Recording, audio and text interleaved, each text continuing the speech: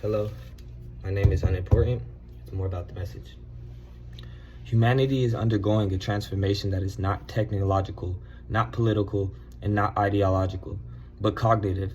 For the first time in history, the primary resource being extracted from our civilization is not oil, land, or labor, but attention, cognition, and behavior.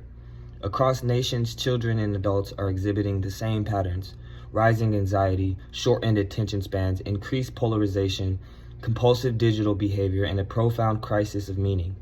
These symptoms are not cultural anomalies. They are neurological responses to an environment we were not biologically prepared for. The modern information ecosystem produces chronic stress, and chronic stress weakens the prefrontal cortex, the part of the brain that is responsible for self-regulation, patience, long-term planning, and empathy. When this system is disrupted, the mind shifts into a reactive processing. Threat becomes more salient than truth. Novelty becomes more rewarding than depth. Outrage becomes more profitable than understanding.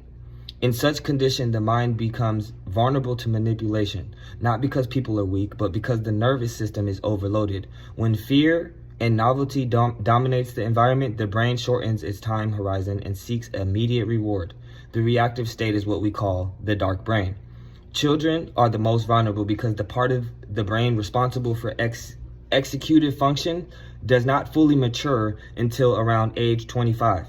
When children are exposed to platform engineered for addiction, validation, and comparison, their identity formation and emotional regulation become entangled with systems designed for profit rather than development.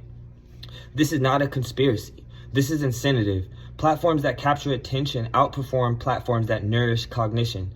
Fear captures attention. Outrage captures attention. Addiction captures attention. And so entire industries emerge around the economics of engagement without any responsibility for the developmental consequences. The result is predictable: a society that cannot focus, that cannot cooperate. A society that cannot cooperate cannot solve problems. A society that cannot solve problems cannot sustain civilization. But this crisis is not irreversible. The brain has a counterpart. The dark brain has a counterpart, the lit brain. The lit brain is a state of cognition sovereignty. It is marked by attention stability, emotional regulation, long-term planning, and meaning making. It produces empathy instead of tribalism, reflection instead of reaction, and cooperation instead of fragmentation. Excuse me. So I wrote this out so that way I'll be able to read it to you properly to where everybody can understand. To reach the lit brain state, the three pillars are required: sovereignty, truth, and community. Sovereignty means the individual must regain control of their own attention, identity, and cognition.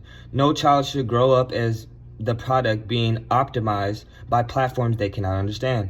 Truth means the society must rebuild an environment where meaning can be distinguished from noise, where enterprise can be recognized, and where shared reality can coexist without coercion. Community means that the humans must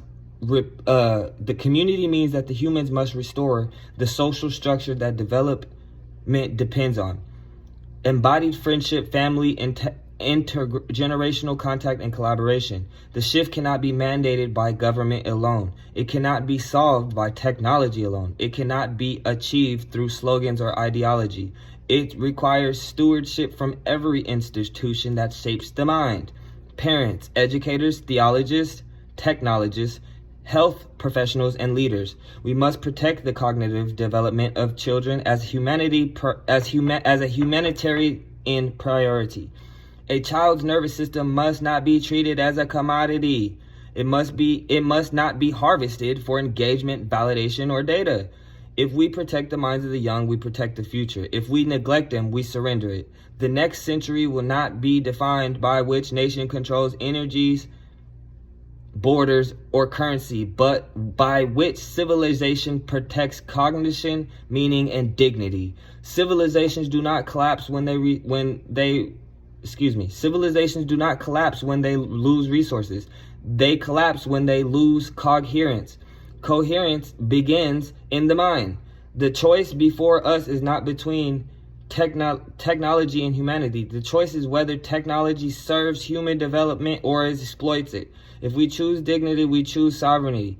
If we choose to protect the nervous system of children, then the future remains open. The lit brain is not a utopia. It is simply the nervous system functioning as it was designed to function.